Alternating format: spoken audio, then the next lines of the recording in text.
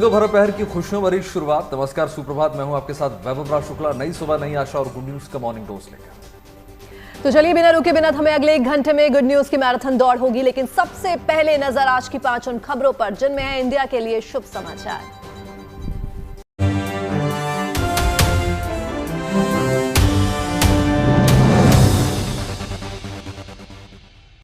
तो शुभ समाचार में आज बात होगी महातीर्थ की महातैयारियों की। 4 धाम यात्रा की तैयारियों को लेकर आज उत्तराखंड के 7 जिलों में मॉक ड्रिल का आयोजन हो रहा है और इसका मकसद जो है यात्रा के दौरान आपदा और दुर्घटनाओं से निपटने के इंतजामों को परखना है।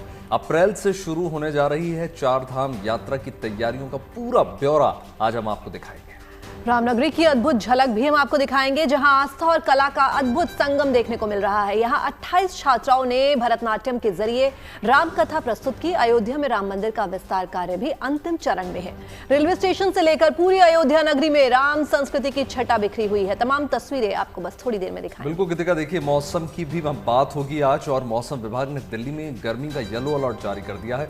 महाराष्ट्र, राजस्थान, गुजरात, मध्य प्रदेश समेत कई राज्यों में कई गर्मी की हम तस्वीरें आपको दिखाएंगे। और पटना में हीट वेव के चलते स्कूलों की टाइमिंग में भी अब बदलाव कर दिया गया है। गर्मी से जुड़े तमाम अपडेट्स आपको देंगे। तो भारत के पारंपरिक स्वाद और मिठास की तस्वीरें भी आपके सामने पेश करेंगे, जिसने अमेरिकी उपराष्ट्रपति जेडी वेंस की पत्नी उषा वेंस को मुरीद बना दिया। जेडी वेंस की भारत यात्रा के दौरान उषा वेंस ने भारतीय व्यंजनों का कैसे लुत्फ उठाया, ये सभी तमाम तस्वीरें आपके सामने हम रखेंगे। जापान के ओसाका एक्सपो में रोबो एग्जीबिशन की झलक आज आपको दिखाने जा रहे हैं, जहां पर रोबो लायंस ने लोगों का दिल जीत लिया। इस रोबोटिक लायंस की तमाम खूबियां आपको दिखाएंगे, लेकिन उससे पहले फटाफट अंदाज में देखते हैं 9 बजे की 9 बड़ी खबरें।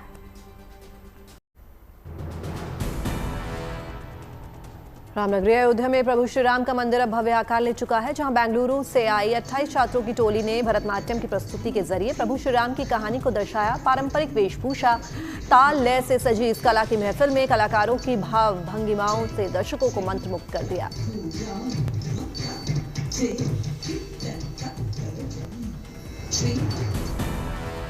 लगातार दूसरे दिन पटना के आसमान में ऐसा ही नज़ारा देखने को मिला। वायु सेना की सूर्यकिरण एरोबेटिक टीम ने आसमान में खूब गोते खाए और बिहार में 1857 के स्वतंत्रता संग्राम के महानायक वीर कुंवर सिंह के विजय उत्सव को शौर्य दिवस के रूप में मनाया गया। लिहाजा एयरशो में जाबाजों ने वीर कुंवर सिंह को सलामी दी।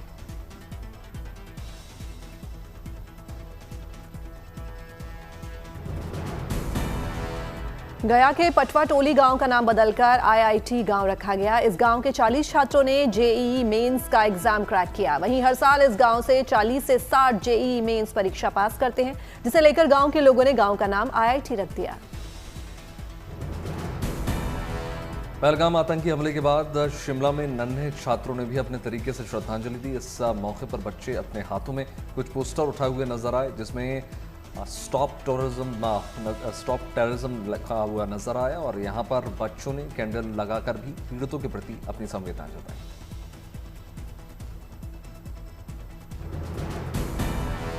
केंद्रीय स्वास्थ्य मंत्रालय जल्द अपने कर्मचारियों और पेंशनर्स को तोहफा देगा। दरअसल अब सीजीएचएस की सेवाओं का इस्तेमाल करने वाले लाभार्थियों को नया पोर्टल उनके लिए लॉन्च किया गया है। इसका नाम www.cghs.mohf.government.in रखा गया है। ये डिजिटल प्लेटफॉर्म 26 अप्रैल को पेश किया जाएगा।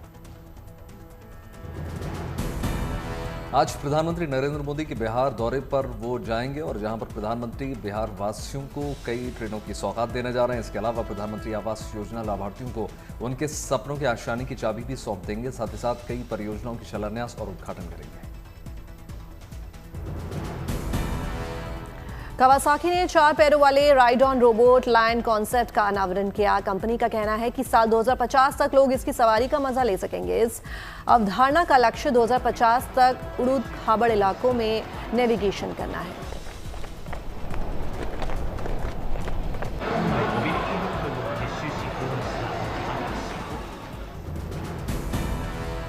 इटली के सिसिली द्वीप पर एक बार फिर से ज्वालामुखी सक्रिय हो चुका है, जिसके बाद वहां फव्वारे की तरह लाल रंग का लावा ऊपर उड़ता हुआ नजर आया।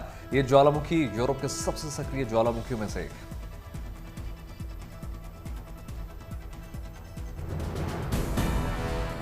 फरहान अख्तर की अपकमिंग फिल्म डॉन 3 में कियारा आडवाणी की जगह अब कृति सेनन लीड रोल में होंगी। मीडिया रिपोर्ट्स के मुताबिक कियारा आडवाणी मां बनने वाली हैं। ऐसे में निर्माताओं ने रोमा के किरदार के लिए कियारा की जगह कृति को फाइनल किया है। इस फिल्म में रणवीर सिंह लीड रोल में नजर आएंगे।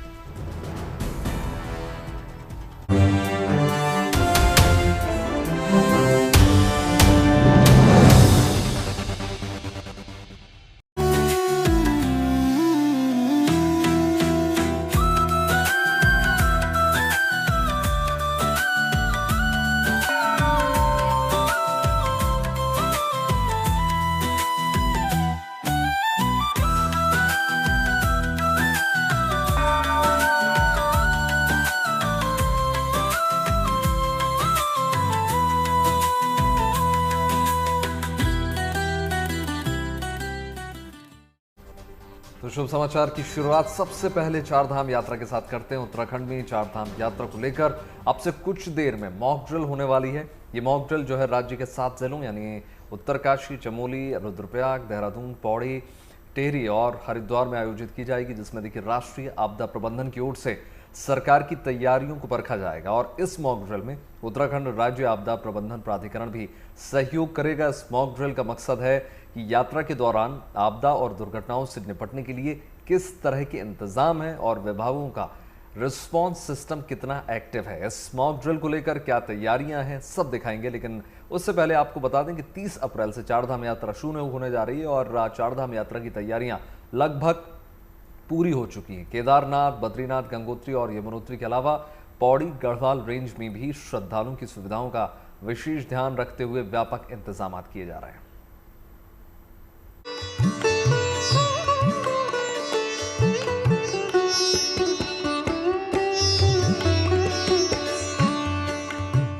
चार धाम यात्रा में अब सिर्फ 6 दिन शेष।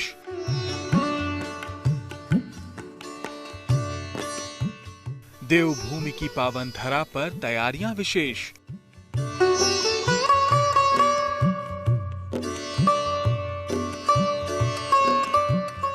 अप्रैल से शुरू होने जा रही पावन पवित्र चारधाम यात्रा को लेकर तैयारियां अब अपने अंतिम चरण में पहुंच गई हैं। जाहिर है चारधाम यात्रा की शुरुआत पौड़ी गढ़वाल क्षेत्र से होती है। ऐसे में यहां श्रद्धालुओं की सुविधाओं को ध्यान में रखते हुए तमाम इंतजाम किए गए हैं। पौड़ी आपको पता है कि ये बड़ा ही एक महत्वपूर्ण एक डेस्टिनेशन है, जहां से होकर सारी हमारी यात्राएं पास होती हैं। इसलिए इस मामले में बड़ा ही सेंसिटिव जिला भी है और पूरा NH यहीं से होकर गुजरता है। तो उसकी हम लोगों ने एक पहले जिलाधिकारी से पूरी जानकारी ली और इन्होंने काफ़ी अच्छी तैयारियां कर रखी हैं।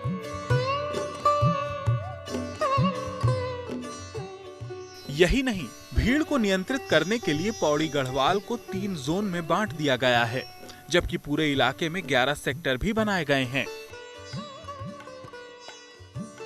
जैसे पौड़ी डिस्ट्रिक्ट में 3 जोन और 10 या 11 सेक्टर शायद इन्होंने बनाए हैं। यहाँ पर हर 10 किलोमीटर पर एक सेक्टर की व्यवस्था की गई है, जहाँ पर 24/7 की बेसिस पर हमारे पुलिस और मजिस्ट्रेट्स तैनात रहेंगे। यात्रियों की सुविधा का विशेष ध्यान रखने के लिए ये निर्देश माननीय मुख्यमंत्री जी की तरफ से दिए गए थे, तो उसकी भी व्यवस्था इन्होंने की है। इसके अलावा भी यहाँ कई तरह के इंतजाम किए जा रहे हैं।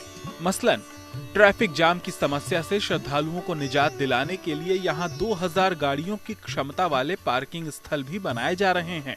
चारधाम यात्रा मार्ग पर साफ सफाई और स्वास्थ्य सुविधाओं पर खास जोर दिया जा रहा है। श्रद्धालुओं के लिए जगह जगह पेयजल की व्यवस्था की जा रही है। किसी भी आपात स्थिति से निपटने के लिए कंट्रोल रूम भी बनाए जा रहे हैं।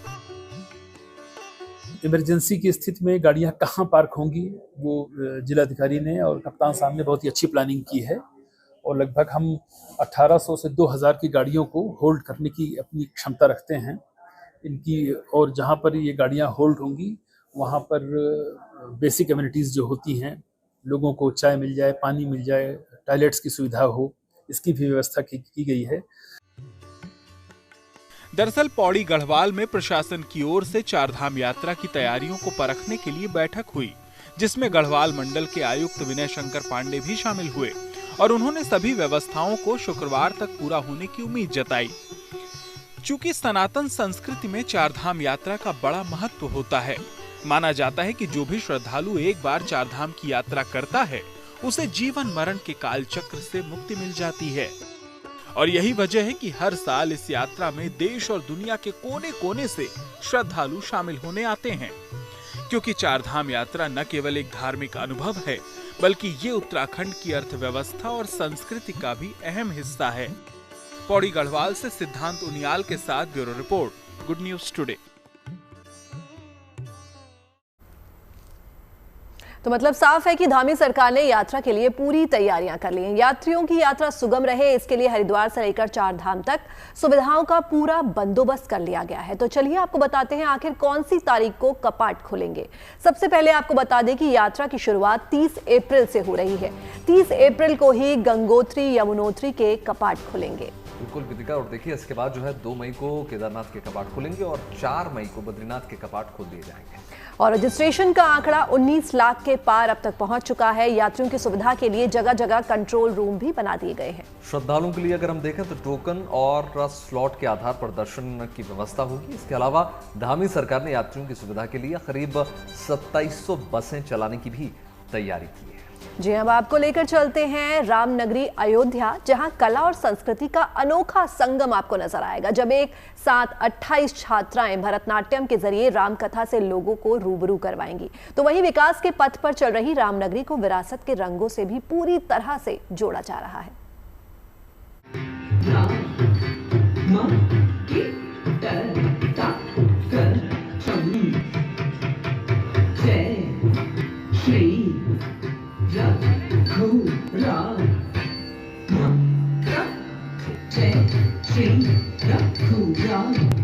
रामनगरी में कला और भक्ति का संगम।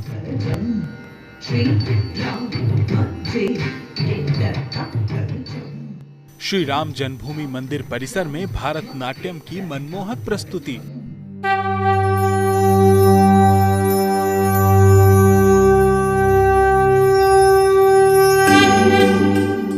रामनगरी अयोध्या में प्रभु श्री राम का मंदिर अब भव्य आकार ले चुका है।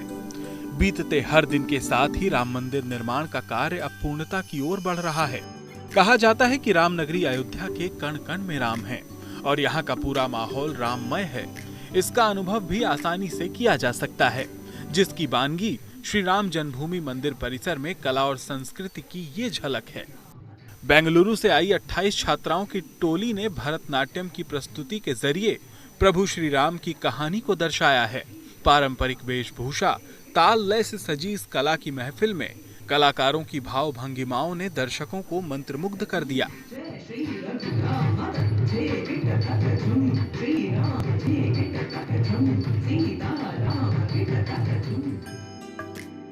तो वहीं श्री राम जन्मभूमि मंदिर को भव्य और दिव्य बनाने का काम भी जोरों पर चल रहा है। मंदिर प्रांगण में साधु संतों और देवी देवताओं की मूर्तियों को भी लगाने का काम शुरू हो चुका है। अब मंदिर परिसर में रामायण के सबसे लोकप्रिय संस्करण रामचरितमानस की रचना करने वाले संत तुलसीदास की प्रतिमा भी लगाई गई है। यहाँ पे देखे भजन कीर्तन के साथ इनकी मूर्ति का अनावरण हो चुका है और लगातार राम सिया राम लगातार लोगों के मुख पर आ रहा है। ये राम जन्मभूमि के प्रांगण है जिसके अंदर ये मूर्ति की स्थापना हुई है। अयोध्या में विरासत को जब विकास के पंख लगे तो रामनगरी का भी कायाकल्प हो रहा है। जरा इन तस्वीरों को देखिए। अयोध्या धाम रेलवे स्टेशन पहुंचने पर जो चीज बड़ी आसानी से लोगों का ध्यान आकर्षित करती है वो है मर्यादा पुरुषोत्तम श्री राम की ये अनूठी आकृति, जो किसी को भी दूर से ही नजर आ सकती है। यानी अब यहाँ देश दुनिया से आने वालों को त्रेता युग की कोसलपुरी के माहौल का एहसास होगा।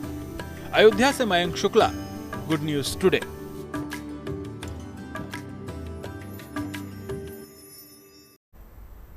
बात मौसम के मिजाज की कर ली जाए, चिलचिलाती गर्मी की बात होगी। देश के ज्यादातर राज्यों में धूप की धार दोगुनी अब होती चली जा रही है। दिल्ली से लेकर पटना और नागपुर से लेकर सूरत तक का पारा लगातार बढ़ता जा रहा है। ऐसे में हालात में अगर हम देखें तो हर कोई इस भीषण गर्मी में राहत की तलाश कर रहा है और मौसम विभाग के मुताबिक दिल्ली समेत एनसीआर में लोगों को इस भीषण गर्मी से फिलहाल कोई राहत मिलने की उम्मीद नहीं है। मौसम विभाग ने दिल्ली में गर्मी का येलो अलर्ट जारी कर दिया है, जिसके मुताबिक अगर देखें तो आज से लेकर शनिवार तक दिल्ली में भीषण गर्मी पड़ने की संभावना है। ऐसे में चिलचिलाती गर्मी से बचने के लिए पूरी कोशिशें जारी हैं और अपने आप को हाइड्रेटेड रखने के लिए तमाम कोशिशें करें। यही प्रयास लगातार जागरूक भी किया जा रहा है प्रशासन की ओर से, सरकार की ओर से। और 3 तस्वीरें आपको दिखा रहे हैं किस प्रकार से गर्मी का जो प्रचंड रूप है वो देखने को मिल रहा है।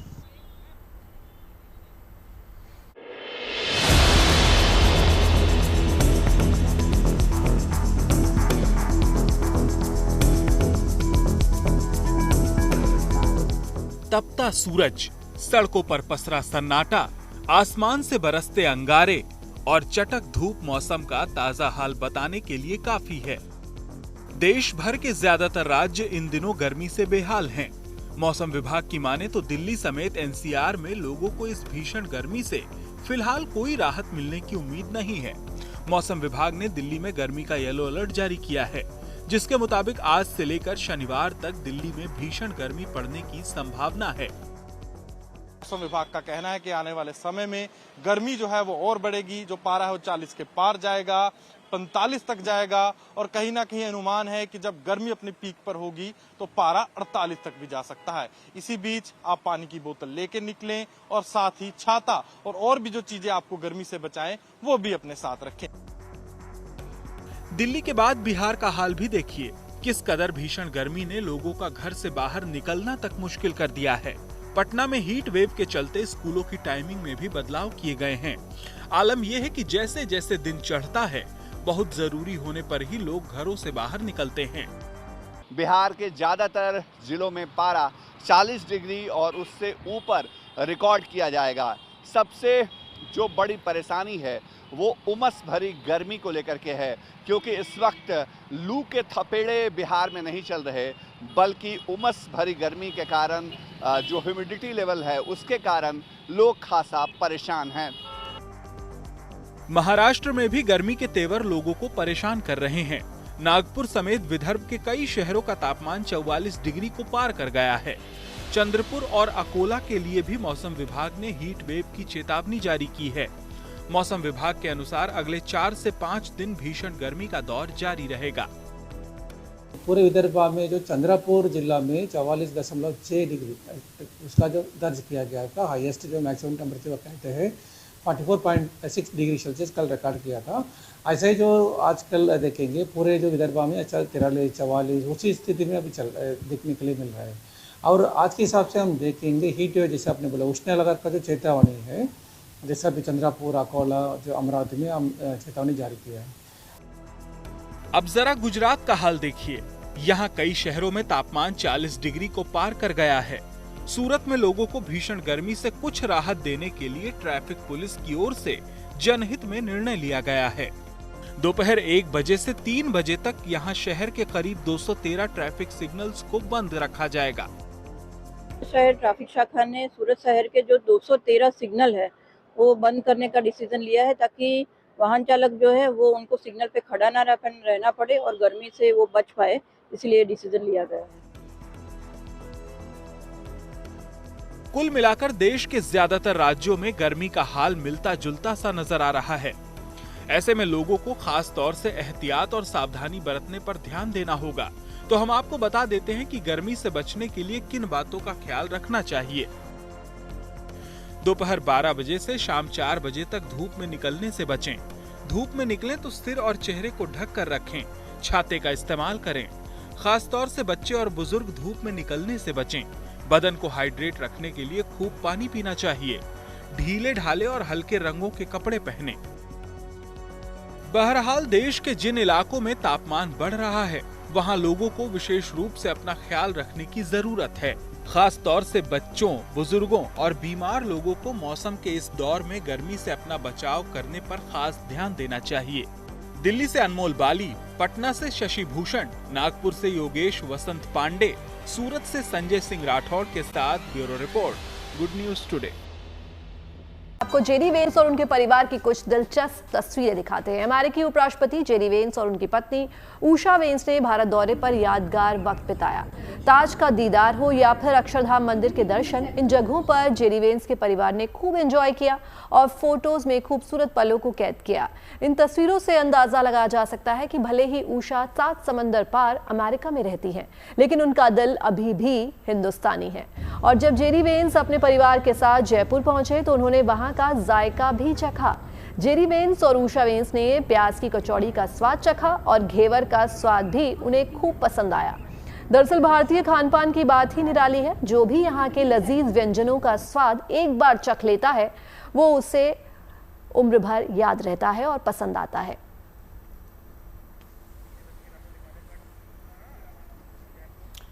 देखिए, सीधी तस्वीरें इस वक्त आपको टेलीविजन स्क्रीन पर दिखा रहे हैं। जयपुर से अब रवाना हो रहे हैं उपराष्ट्रपति जेडी वेंस और फिर उनकी जो है अमेरिका वापसी हो जाएगी। भारत दौरे पर थे उपराष्ट्रपति जेडी वेंस पूरे परिवार के साथ। सेकेंड लेडी उषा वेंस भी उनके साथ हैं। 3 बच्चों के साथ भारत पधारे थे। आगरा गए, राजस्थान में जयपुर भी गए। आमेर किले का उन्होंने दीदार किया। प्रधानमंत्री नरेंद्र मोदी से उनकी मुलाकात की। तमाम मुद्दों पर चर्चा हुई। और ये देखिए, ये तस्वीरें कल की है जब ताजमहल का दीदार करने पहुंचे थे पूरी फैमिली के साथ जेडी वेंस, और पूरे भारतीय वेशभूषा में नज़र आए थे बच्चे जो हैं। और ऐसा लग रहा है जैसे उन्हें बहुत पसंद आया यहाँ की संस्कृति, यहाँ की विरासत, यहाँ का इतिहास उनको खूब पसंद आया। और अब जो है उनकी वापसी हो रही है जयपुर से और फिर वापस अमेरिका लौट जाएंगे।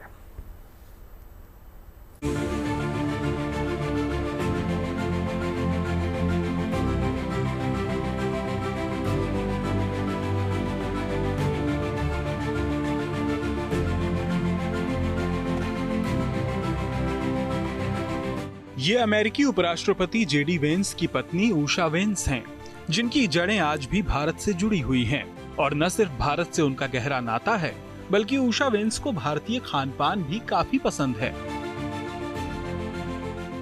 इन तस्वीरों में भी उषा वेंस का भारतीय खाने के प्रति लगाव नजर आ रहा है।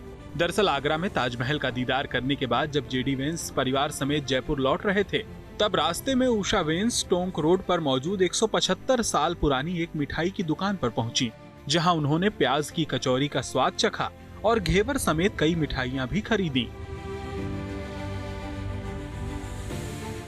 4 दिवसीय भारत दौरे पर अमेरिकी उपराष्ट्रपति जेडी वेंस अपनी पत्नी और बच्चों के साथ अलग अलग जगहों की सैर भी करते नजर आए हैं। इससे पहले उन्होंने दिल्ली में अक्षरधाम मंदिर, जयपुर में आमेर फोर्ट और आगरा में ताजमहल का दीदार किया।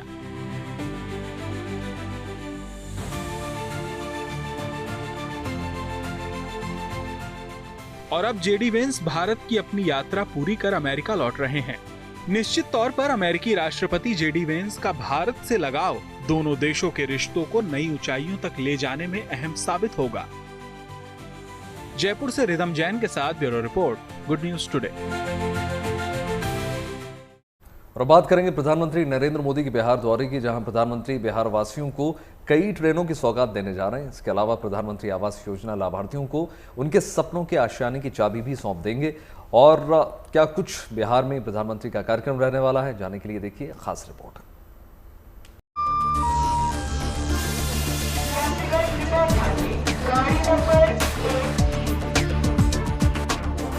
प्रधानमंत्री नरेंद्र मोदी आज बिहार को देंगे सौगात। 13,480 करोड़ रुपए की विकास परियोजनाओं का करेंगे शिलान्यास। पंचायती राज दिवस के मौके पर आज पीएम मोदी बिहार दौरे पर जा रहे हैं, जहां मधुबनी में पीएम मोदी सर्वश्रेष्ठ प्रदर्शन करने वाली पंचायतों को राष्ट्रीय पंचायत पुरस्कार से नवाजेंगे। इसके अलावा पीएम मोदी सहरसा और मुंबई के लोकमान्य तिलक टर्मिनस के बीच चलने वाली एक नई अमृत भारत एक्सप्रेस को हरी झंडी दिखाएंगे। साथ ही PM Modi Pipra Saharsa passenger, Bithan Samastipur passenger और अलौली सहरसा पैसेंजर ट्रेन की सेवा भी शुरू करेंगे। इसके अलावा पीएम मोदी जयनगर से पटना वाया मधुबनी होकर चलने वाली बिहार की पहली नमो भारत रैपिड रेल को भी हरी झंडी दिखाएंगे। और गोपालगंज में पीएम मोदी रेल अनलोडिंग परियोजना की भी आधारशिला रखेंगे। कुल मिलाकर पीएम मोदी इस दौरे पर बिहार को कई ट्रेनों की सौगात देने जा रहे हैं। इसके लिए थैंक यू। और ये है कि टिकट कम होनी चाहिए पब्लिक के लिए, जो 200-400 कमाने वाले हैं उसके लिए 50 रुपया के टिकट है, 100 रुपया के टिकट होगा, उसके लिए थोड़ा सा मुश्किल है। तो टिकट कम होनी चाहिए, उसकी रेट कम होनी चाहिए। 3 अच्छे ट्रेन सेट भारत में निर्मित किए गए हैं, जिसमें एक अमृत भारत है, एक नमो भारत रैपिड रेल है और एक वंदे भारत है। इन 3 ट्रेनों को माननीय प्रधानमंत्री जी ने देश की परिवहन व्यवस्था की त्रिवेणी कहा है और इसी त्रिवेणी का एक अंग जो है नमो भारत रैपिड रेल है। अभी तक देश में नमो भारत रैपिड रेल के 2 रेक बने हैं। पहला जो ट्रेन सेट बना था उसका परिचालन हम लोग भुज और अहमदाबाद के बीच में किया था और अब ये दूसरा ट्रेन सेट जो बनकर के तैयार हुआ है, इसका परिचालन जयनगर से पटना के बीच में करने का फैसला लिया गया। इसके अलावा पीएम मोदी प्रधानमंत्री आवास योजना के तहत बने घरों की चाबियां भी लाभार्थियों को सौंपेंगे। भले ही आज बिहार को योजनाओं और परियोजनाओं की सौगात मिलने जा रही है, लेकिन पीएम मोदी का ये बिहार दौरा सादगी से भरा होगा। पीएम के कार्यक्रम में किसी भी तरह के स्वागत समारोह की मनाही रहेगी। इसके लिए पीएमओ की ओर से निर्देश भी जारी किए गए हैं। Bureau report, good news today.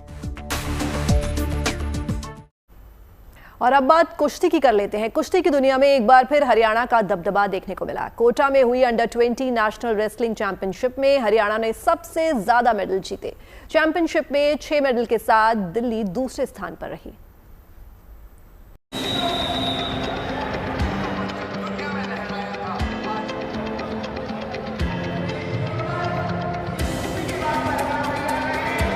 Coaching का गढ़ कहे जाने वाले कोटा में इन दिनों कुश्ती के दांव पेचों की चर्चा है। वहां मैट पर युवा, महिला और पुरुष पहलवानों ने अपना दमखम दिखाया। कोटा में हुई अंडर-20 राष्ट्रीय कुश्ती प्रतियोगिता में कई बार ऐसे मौके भी आए जब इन युवा पहलवानों ने अपने हुनर से दर्शकों को हैरान किया। इस प्रतियोगिता में हरियाणा ने एक बार फिर अपनी बादशाहत कायम रखी।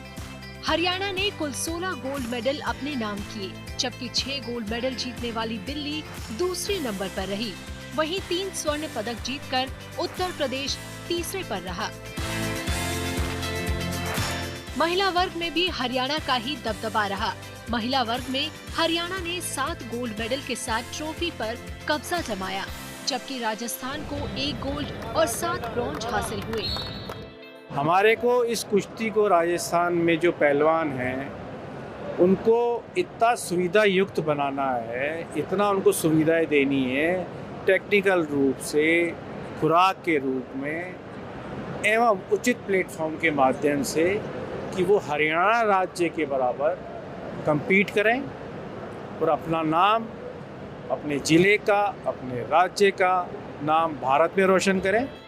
राजस्थान के मंत्री राज्यवर्धन सिंह ने पदक जीतने वाले युवा खिलाड़ियों को सम्मानित किया और उनके साथ फोटो खिंचवाई। देश की जो ताकत है वो खेलों के अंदर जब दूसरे देशों में दिखती है तो हमारे देश का जो झंडा है, तिरंगा लहराया जाता है और उस देश के लोग भी सम्मान में खड़े होते हैं। ये खेलों की ताकत होती है। प्रधानमंत्री मोदी जी ने इस ताकत को पहचाना है और पिछले 10 वर्ष में खेलों के अंदर एक अमूलचूल परिवर्तन आया। खिलाड़ियों को संसाधन और सम्मान दोनों दिए जा रहे हैं। इस कुश्ती आयोजन से राजस्थान में न सिर्फ कुश्ती को बढ़ावा मिला, बल्कि उभरते पहलवानों को अपना हुनर दिखाने के लिए मंच भी मिला और यहीं से उन्हें आगे बढ़ने की प्रेरणा भी मिली। कोटा से चेतन गुर्जर के साथ bureau report, good news today. और एक गुड न्यूज आई है गुजरात के गीर से। गीर को एशियाई शेरों का घर माना जाता है, जहां तेजी से शेरों की संख्या में इजाफा होता जा रहा है। अब फिर 10 से 13 मई तक शेरों की गिनती होगी। शेरों की गिनती में मॉडर्न टेक्निक का इस्तेमाल किया जाएगा। इस काम के लिए बड़ी संख्या में कर्मचारी और एनजीओ से जुड़े स्वयं सेवकों की मदद ली जाएगी। हर 5 साल में शेरों की गिनती होती है और एक अनुमान के मुताबिक इस बार ये 25 से 30% बढ़ने की संभावना है। 10 मई से लेके 13 मई तक 16वीं सिंह वस्ती गिनती होने वाली है। इसका आयोजन किया गया है। इस आयोजन में इस बार 35,000 स्क्वायर किलोमीटर जैसा एरिया का समावेश किया गया है। ये 35,000 स्क्वायर किलोमीटर जो है वो 11 डिस्ट्रिक्ट्स जो हैं गुजरात राज्य के, उसमें ये विस्तार आया है। पूरे विस्तार को 8 रीजन्स में डिवाइड किया गया है। ये 8 रीजन्स को फर्दर 32 जोन में डिवाइड किया गया है। 32 जोन्स को 112 सब जोन्स में डिवाइड किया गया है और 112 सब जोन्स को 735 सैम्पलिंग यूनिट्स में इसका विभाजन किया गया है। और अब बात टेक्निक की। जापान के ओसाका एक्सपो में एक ऐसे रोबोट की प्रदर्शनी लगी है जो उन जगहों पर जा सकता है जहां अमूमन लोगों का पहुंचना मुश्किल होता है। दावा किया जा रहा है कि लायन रोबोट की सवारी करके लोग प्रकृति के अनोखे संसार का दीदार कर पाएंगे।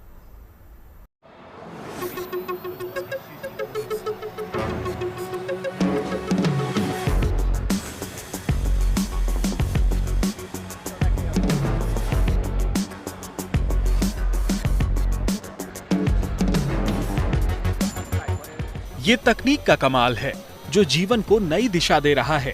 तस्वीरें जापान में आयोजित ओसाका एक्सपो की हैं, जो इस बात पर मुहर लगा रही है कि आने वाला दौर तकनीक का युग है।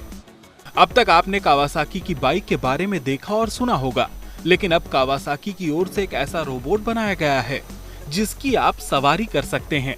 इसे रोबोट लॉयन का नाम दिया गया है। खास बात यह है कि ये लॉयन रोबोट अपनी 4 पैर वाली स्थिरता के साथ किसी को भी उन जगहों तक आसानी से ले जा सकता है जहां पहले किसी भी गाड़ी या बाइक से जाना मुश्किल होता था।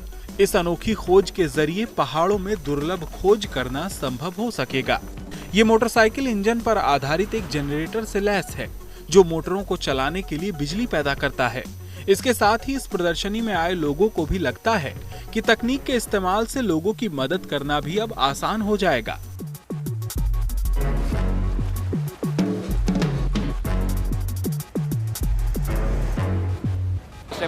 消防という人を助ける仕事をしているので、山で何かあった時、人が登れないところまでこのロボットを使って助けることができるんじゃないかなと感じています。